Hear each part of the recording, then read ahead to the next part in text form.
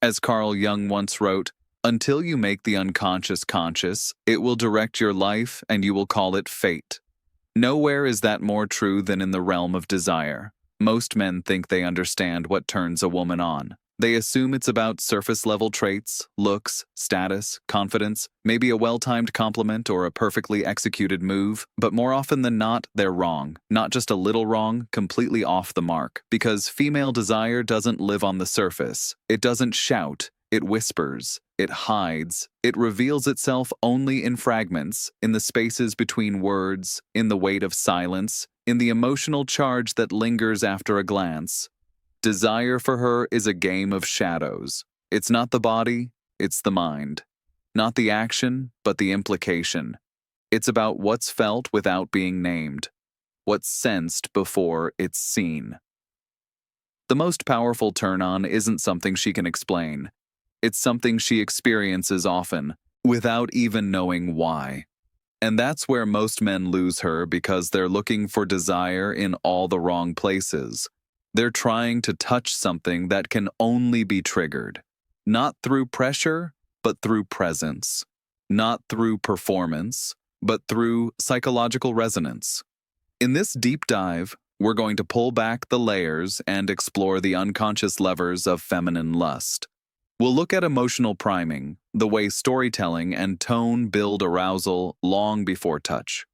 We'll examine power, not domination, but presence, and how subtle tension speaks louder than any seduction line ever could. And we'll decode the overlooked art of intellectual stimulation, mystery, and restraint.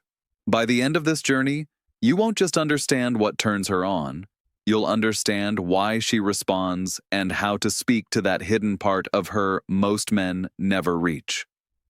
So stay with me, because the last section of this video might just rewire the way you understand attraction forever. If you want to understand what truly ignites a woman's desire, don't start with her body, start with her mind. Because contrary to what pop culture keeps repeating, most women aren't wired like a light switch. For many, desire doesn't erupt spontaneously. It awakens gradually, layer by layer, moment by moment, through cues that often go unnoticed by those who don't know where to look. This is where the concept of responsive desire comes in. Psychologist Emily Nagoski explains it like this: some people experience spontaneous desire where arousal shows up uninvited, like a flame flickering out of nowhere. But for many women, especially in real-world relationships, desire is responsive. It doesn't lead, it follows. It responds to context, connection, emotion, and the meaning she assigns to the moment. So, no, it's not that she's not in the mood, it's that the mood hasn't been created yet. You see, arousal for women often emerges from a rich internal atmosphere, not from visual cues alone, but from what surrounds those cues. It's not the touch itself, but the build-up before it. Not the compliment, but the tone in which it's delivered. The quiet confidence in your words. The way you notice her. Not just her appearance, but her being. Her rhythm, her hesitation, her fire. Studies in neuroscience show that female arousal activates more brain regions linked to emotion, memory, and complex decision-making than it does for men. It's not a direct line from stimulus to sensation. It's a web, a delicate interplay between thoughts, feelings, and what's felt between two people without anything being said aloud. That's why mental foreplay matters. Conversations that lean into nuance, glances that last a beat too long, words laced with subtle tension, suggestion, not exposure, anticipation, not immediacy. These are the sparks that flicker in the dark before desire takes form. So, if you've ever wondered why some moments feel magnetic, why just talking to her can make her lean in closer, breathe differently, shift her posture ever so slightly, it's because something invisible is already happening, something psychological. Her mind is reacting, imagining, priming itself. Because for her, arousal begins in the shadows of thought, long before it ever reaches the skin. But if the mind is the spark, what fuels the fire? Let's talk about emotional priming. A woman's desire doesn't just flicker to life in the middle of a kiss or at the sight of skin or because of some perfectly timed pickup line. More often than not, the arousal began long before that moment. quietly, invisibly beneath the surface. It was being set up, primed, layered like a stage that was being dressed long before the play ever began. This is the art of emotional priming, and here's where most people miss the mark. They think lust is always triggered by something overt, something visual, something external. But for many women, desire is much more atmospheric. It thrives in environments that feel emotionally safe, rich, or even mysterious. It doesn't begin with touch, it begins with tone. Let's talk chemistry. Literally, when a woman experiences emotional closeness, even just through deep conversation or shared vulnerability, her brain releases oxytocin. That's the bonding chemical. It fosters trust, connection, and surprisingly can open the doors to physical desire. This is why a woman can start feeling aroused after she feels emotionally engaged, not the other way around. And this is where seemingly small things become profoundly erotic.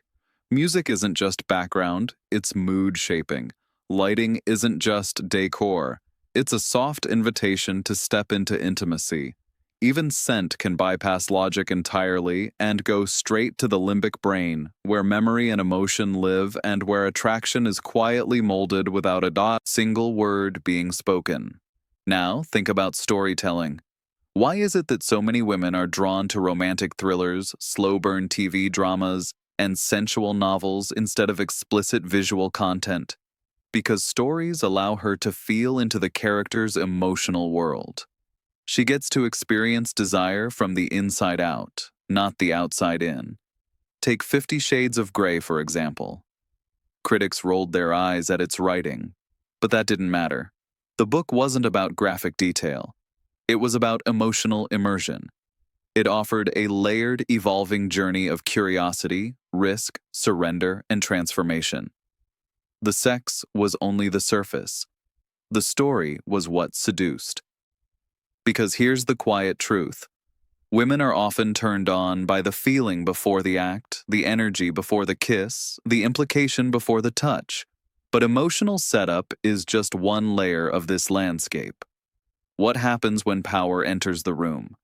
There's a kind of power that doesn't shout, it doesn't flex or command or try to prove anything. It simply exists, anchored, quiet, undeniable. And that's the power that draws her in. Because when it comes to desire, what turns her on isn't aggression. It's tension. Not fear, but a slow, simmering intensity. A sense that you're holding something back. Not because you're afraid, but because you know exactly when to release it. It's a dynamic that plays not on the surface of dominance, but in the undercurrent of presence. This is where the misunderstood world of dominance and submission comes in. Strip away the caricature of leather and chains, and what you're left with is something far more psychological. Attunement. In the realm of consensual power play, what women often crave isn't control, it's containment. To feel the energy of a man who can hold his own emotion and hers without flinching. Who can lead not with force, but with emotional precision. Henry Kissinger once said, "Power is the ultimate aphrodisiac." And for many women, he wasn't wrong. But it's not about external status, it's about inner authority, emotional gravity, that subtle, almost imperceptible command of self that makes her feel safe enough to surrender. Not because she has to, but because she wants to. This is where the line between toxic control and magnetic confidence becomes razor thin. Control suffocates, confidence liberates. One tells her what to do, the other holds a boundary, invites her into it, and doesn't flinch when she tests it. And oh, she will test it, because unpredictability isn't just a challenge, it's an erotic thrill. It's what makes the game worth playing. Think about the archetypes that women have been drawn to for generations. James Bond, Mr. Darcy, the brooding, unreadable, emotionally restrained man whose silence says more than his words. It's not what they say that seduces, it's what they don't. It's the sense that behind that calm is a volcano, and she might be the only one who could make it erupt. But here's the thing, power alone isn't enough.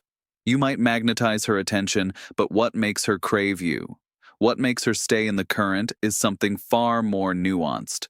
That's where intellectual seduction enters.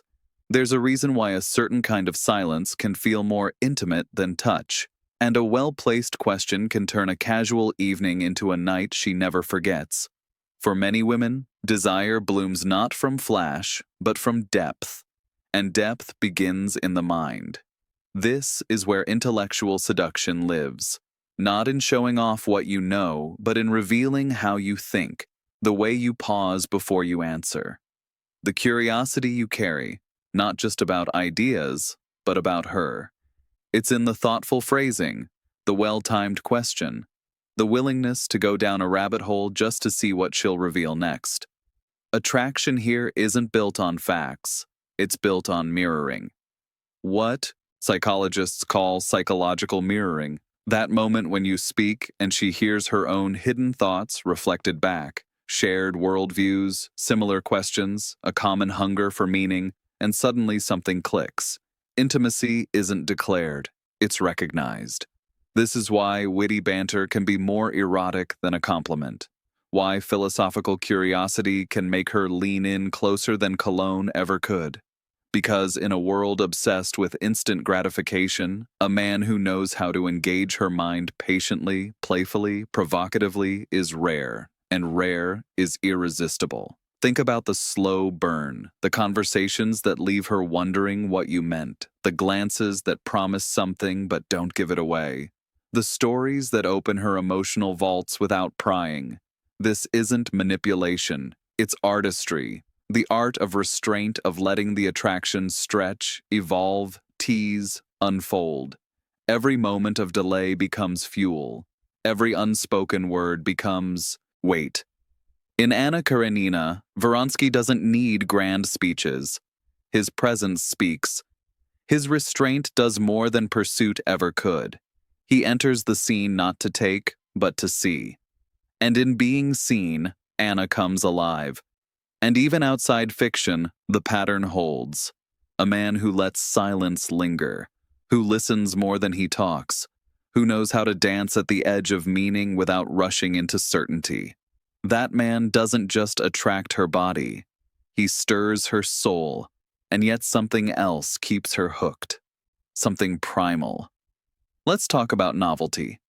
Desire thrives in the space between what's known and what's possible.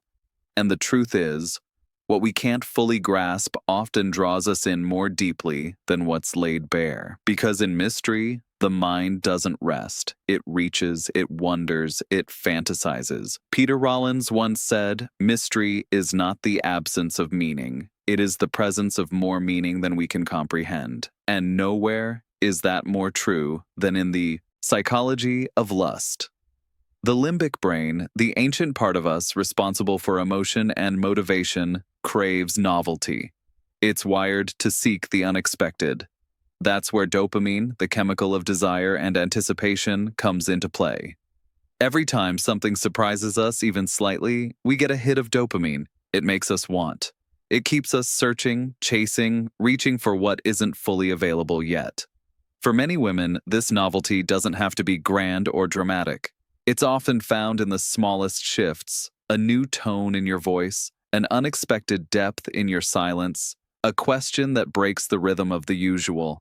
That unpredictability, it doesn't signal danger, it signals life. It keeps things awake. This is where the concept of erotic friction begins to make sense. It's the tension between closeness and distance, comfort and intrigue. It's the dance of knowing someone deeply, but still not fully. That edge where intimacy meets enigma is where arousal often lives, because when she can predict your every move, desire begins to wither. Familiarity may bring safety, but too much of it smothers fire. This is why so many long-term couples lose their spark. It's not because love faded, it's because erotic suspense did. Routines replaced curiosity, transparency drowned mystery. And the dance that once thrilled became a march through the expected. But when novelty is kept alive, when you evolve, surprise, challenge, or even withhold in small, intentional ways, desire reawakens. It reminds her that there's still something to discover, and that discovery is in itself erotic. So, if mystery matters, what makes it sustainable? The final layer of attraction isn't what you say or do, it's what you withhold. Sometimes the most provocative thing you can do is nothing at all. In a world saturated with instant gratification and overstimulation, restraint is rebellion. And not just any kind of rebellion, it's an erotic one. Because desire doesn't only build through contact. It builds in pause, in hesitation, in the ache of what almost happened. Psychological studies on delayed gratification show us something powerful. When a reward is postponed, its perceived value intensifies. The brain starts to fixate, fantasize, obsess, and in the space between stimulus and fulfillment, something deeply human stirs. Anticipation, it turns out, is one of the most potent forms of arousal. This is why restraint, when done with presence and awareness, can be electric. A well-timed silence, a look that lingers just a beat too long, a gentle hand that almost touches then pulls back. These moments ignite imagination. They invite her to lean in, to wonder, to feel. Pelquella wrote, "The strongest love is the love that can demonstrate its fragility." The same is true for attraction. When you're strong enough to hold back, to wait to honor, the unspoken tension without rushing to resolve it, you show something rare: composure, mastery, emotional maturity. Because restraint isn't about denial, it's about containment. It says, I feel this too, and I'm not ruled by it. That kind of presence doesn't just attract, it commands respect. It awakens trust, and it lets her feel the full weight of her own desire without you having to force it. Think of the great cinematic moments where two characters sit inches apart saying nothing, just breathing. Think of that one moment in The Mood for Love where they're close enough to kiss but don't. That eye contact, that unspoken ache, it says more than any touch ever could. Because what's withheld becomes sacred. Restraint makes room for imagination, and imagination is where desire becomes personal. It's no longer about what you're doing. It's about what she's feeling. Now that we've stripped back the illusions of surface level attraction, let's tie it all together. Attraction isn't a performance, it's not a checklist. And despite everything culture has tried to sell you, it's not even about how you look, what you own, or how loudly you enter the room. It's about something far more intimate: resonance. The subtle magnetic way your presence awakens her inner world. She's not turned on by a body, she's turned on by a feeling, by a current of energy that flickers beneath the surface, one that makes her feel more alive, more seen, more herself. That's what true desire is. An echo that begins in her nervous system and ends in a spark behind her eyes. You've just traveled through 6 psychological layers of feminine arousal that most men never even realize exist. And if you've been listening closely, you now hold a key. One that doesn't unlock her, but the space within her where she chooses to open. So tell me, which one of these hidden triggers surprised you the most? Have you ever used any of them, whether on purpose or by instinct, and noticed something shift? A moment where her energy changed? Where the room felt heavier, charged, alive? Drop your thoughts in the comments. I want to know what you've seen, what you felt, what you've discovered. And if you want to keep diving deeper into the minds of women, the depths of desire, and the darker corners of human psychology, then this is the place for you. Subscribe to Dark Seduce, where we don't just scratch the surface, we dive into the fire.